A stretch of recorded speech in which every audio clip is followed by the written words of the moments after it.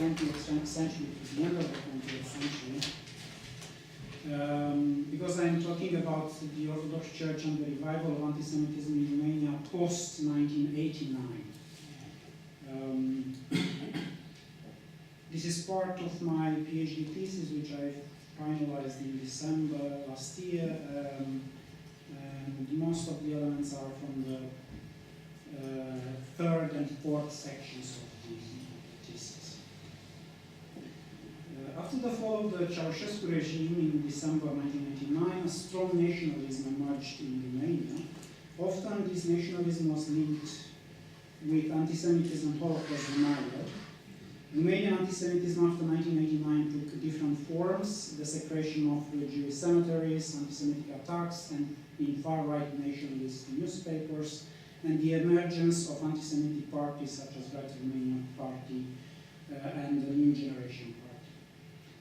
Although from outside, the emergence of nationalist anti-Semitism and Holocaust denial in the 1990s seemed to come as a result of the fall of communism, at a closer look, one can see that all these elements had their roots in the very nature of communism in Romania. Since 1950, the Romanian communist authorities started to develop national communism. It is interesting that one of the first such major policies suggesting a Romanian communism in detriment of a Soviet-based one was a decision to canonize some Romanian Orthodox saints. The process of canonization started in 1950, but it was completed only in 1955 after the death of Stalin. The Romanian saints' canonization signaled the desire of the communist authorities to use the Orthodox Church as a tool of legitimizing the new national communism. This led to a return to many elements of the interwar Orthodox nationalism. In the 1970s and 1980s, emblematic figures of the interwar Orthodox nationalism and anti-Semitism, such as Octavian Popa, Metropolitan Nicolae Bălan, Patriarch Milor Chisca, Patriarch Nicodim, Dumitru Stăniloae, or Teodor Popescu, to name just a few, were rediscovered and promoted in the journals of the Romanian Orthodox Church. The anti-Semitism was concealed, but the relegitimation of these figures prepared the ground for the re-emergence of anti-Semitism after the fall of Ceausescu in 1989. Many external observers were surprised by the great prestige the Romanian Orthodox Church enjoyed immediately after 1989. The Church was the most trusted institution in major polls with outstanding figures. Only recently it has been outperformed by other institutions, but the prestige of the Church was built long before the fall of communism. In Romania, in comparison to Poland, for example, the Church was a national church, not dependent on any other external authority. The efforts of the Russian Orthodox, Communist Orthodox Church at the end of the 1940s to extend its influence on the Romanian Orthodox Church were reversed at the beginning of the 1950s with the program of Romanian saints canonization. This lack of dependence on external authority made the Romanian Orthodox Church essential in communist plans. The Church became an emblem of nationalism during the communist era, and the interwar ideology according to which Orthodoxy was at the core of Romanianism was resurfaced and promoted during this period. All these developments made the Church a major player in the discussions about nationalism, anti-Semitism, and Holocaust denial after 1989. The nationalism of the 1990s was well prefigured in the events of the year 1990. The new National Day of Post-Communist Romania was voted as December 1st, a celebration of 1st December 1918, when Greater Romania was created. This clear signal of return to the narrative of a glorious Greater Romania of the interwar period also meant, to some extent, a return to the interwar attitude towards minorities. Not only tensions between the Romanians and Hungarians, the largest ethnic minority in the country, which led to the clashes in Târgu Mureș in March 1990, but also tensions between the majority Orthodox and the minority religions in Romania were common throughout the 1990s. But while waging war against the Greek Catholics or against the Neo-Protestants, the Romanian Orthodox Church maintained good relations with the Jewish community. The reasons were multiple. The reasons were multiple. On one hand, these relations were a continuation of the communist initiative of harmony between the two religious communities.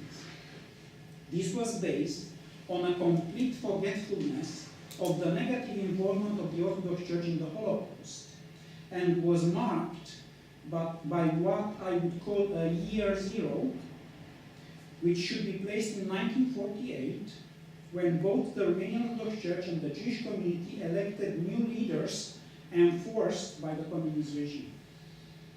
After the fall of Ceausescu, the Church continued this tradition of good relations with the Jewish community and with the State of Israel, one of the main reasons being the avoidance of proper research into the participation of the Church in the Holocaust.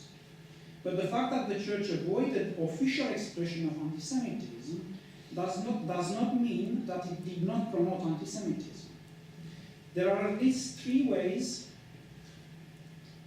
in which the Romanian Orthodox Church has encouraged promotion of anti-Semitism in the last 25 years. The first one is represented by the return to the interwar Orthodox nationalism, the second one by the rehabilitation of well-known anti-Semites, and the third by the support for individuals and organizations affiliated with the Church who promote anti-Semitism, and I will deal with them in the next minutes. The return to the interwar Orthodox nationalism, which, as shown above, started before 1999, became more evident. In an article of Dumitru Stanley, who was kept in high regard by the Romanian Orthodox Church, and who became a member of the Romanian Academy in 1992, published in the first issue of the Biserica Ortodoxă Română, the main journal of the Church, after the fall of Ceausescu, so in the issue of January-March 1990. The link between Orthodoxy and Romanian ethnicity was again highlighted, and I have a quotation here. This is how the difference of faith produces an abolition of the unity of the people, of its fundamental spirituality. When the historical contexts produce the amalgamation of the main people with other peoples, this brings about an abolition of the spiritual identity of the people itself and could lead to the destruction of the Romanian people. This is what Stanley says in 1990. On close reading, it is obvious that this quotation contains the major traces of the ideology that was responsible for the Holocaust in Romania. Stanley identifies Orthodoxy with the very essence of what is to be a Romanian, but he does not stop there. He speaks in terms of annihilation of the Romanian people by the others, and by the others he understands other ethnic and religious groups. He also brings forward concepts like the unity of the people and the identity of the people, which would be destroyed by allowing an amalgamation with others. Towards the end of the article, Stanley declares, "Let us not lose this unity, as nobody knows what political hardships the future will bring, and if we lose even this unity," this is the Orthodox unity, "with what else will we be able to sustain our existence as a special people?" This article, as many others published at the beginning of the 1990s in the journals of the Church, were a return to the interwar ideology, according to which Orthodoxy is the core of Romanianism, and whoever is not an Orthodox is a foreigner, not a true Romanian. Stanley was revered on the pages of Biserica Ortodoxă Română, but he was not the only theologian with a strong nationalist discourse promoted in the main journal of the Church. In the first part of the 1990s, editions of the Biserica Ortodoxă Română opened, so the first articles, opened with articles written by well-known anti-Semites like Nikifor Crainic and Teodor Popescu. And here we come to the second way in which the Romanian Orthodox Church encouraged the promotion of anti-Semitism after 1989, namely the rehabilitation of well-known anti-Semites. The most common method used was the increasing promotion of their articles in the journals of the Church.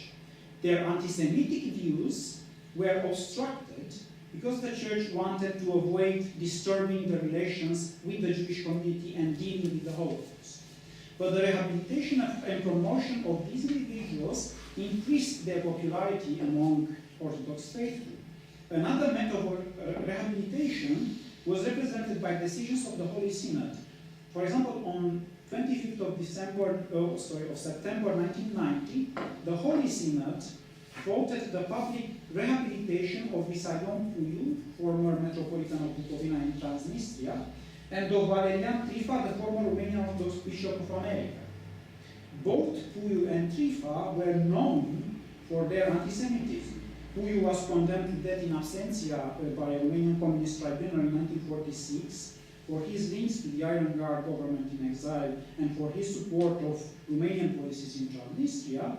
Valerian Trifa, who became in the 1950s the Romanian Orthodox Bishop of America, was uncovered as being an Iron Guard supporter in his youth and participating in the Bucharest pogrom of 1941.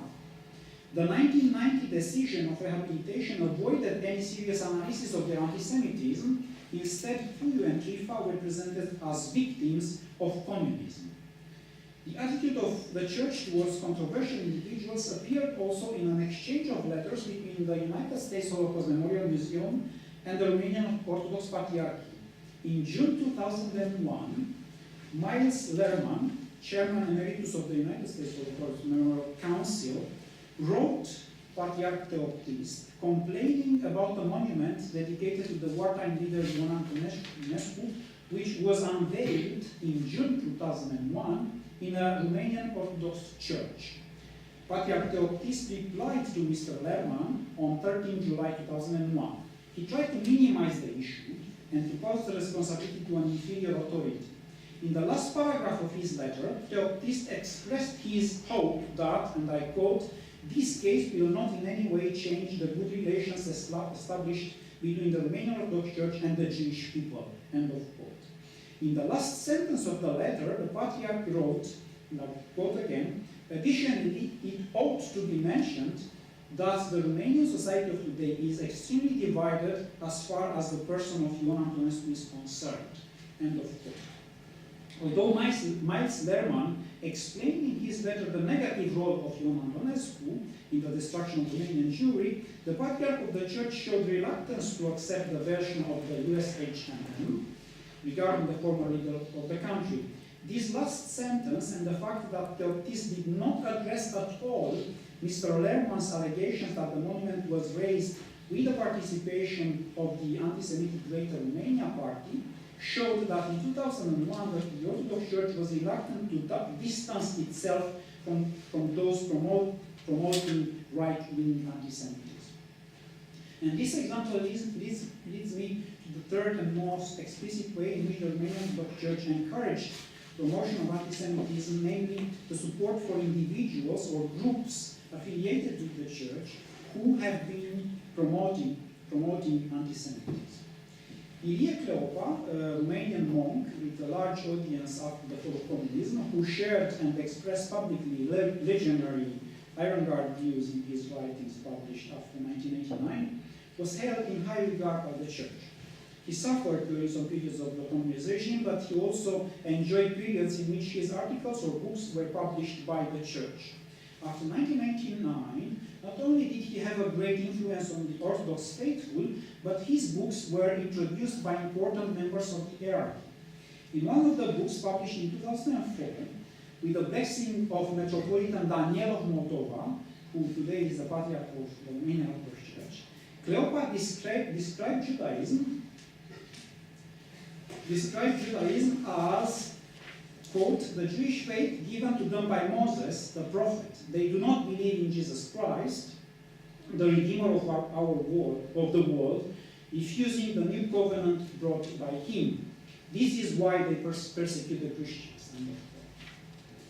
The book promoted an aggressive language against other religious minorities. In the Iron Guard's tradition, the Neo-Protestant churches were described as Satan's houses, the Neo-Protestant believers as Satan's servants, or the forerunners of Antichrist, or the forerunners of Satan. In his view, anyone who was not an Orthodox was not a Romanian. And I quote again, "Stephen the Great was not a Baptist, Mircea de Walt was not an Evangelical or an Adventist, Alexander the Good was not a Jehovah's Witness like these fools who appear nowadays." End of quote. In one passage, he mirrored the Orthodox nationalism of the interwar when he wrote, and I quote again, "You cannot be a Christian and a Romanian citizen if you do not have the true faith in Christ. You are a foreigner. You are not the son of the fatherland. Since the true son of Romania is the one who is an Orthodox faithful, because the Orthodox Church has been predominant in this country in the last 2,000 years." It is very much likely that Metropolitan Daniel, the actual patriarch, did not share all the views expressed by Popa, but his blessing of controversial books containing clear right-wing anti-Semitic and nationalist propaganda encouraged the spread of this discourse at the grassroots.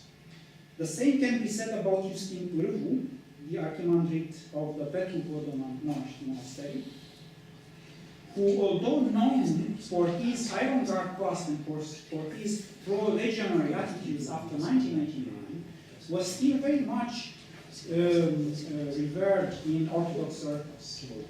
In February 2011, Evenimentul Zilei, the news of the day, published several articles analyzing some video footage from the Petru-Vodă monastery showing nuns singing legionary songs in the birthday celebration of Justin Pârvu. Evenimentul Zilei asked for a reaction from the Orthodox Patriarchy concerning this episode, and after several days of silence, facing the growing discontent of the newspaper and of its readers, the Patriarchy reacted.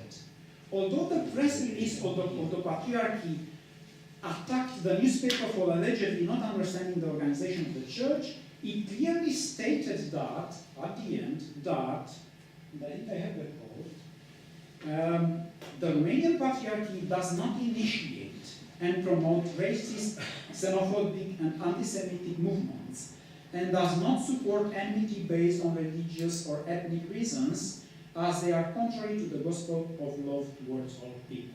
End of quote.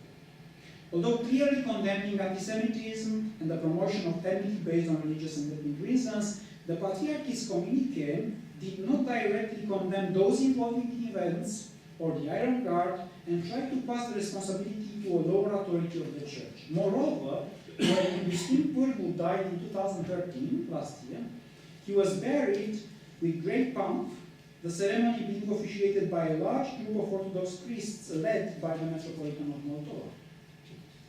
The Romanian Orthodox Church has also offered its more or less explicit support to student unions of the Orthodox faculties of theology which promote anti-Semitism and Holocaust denial.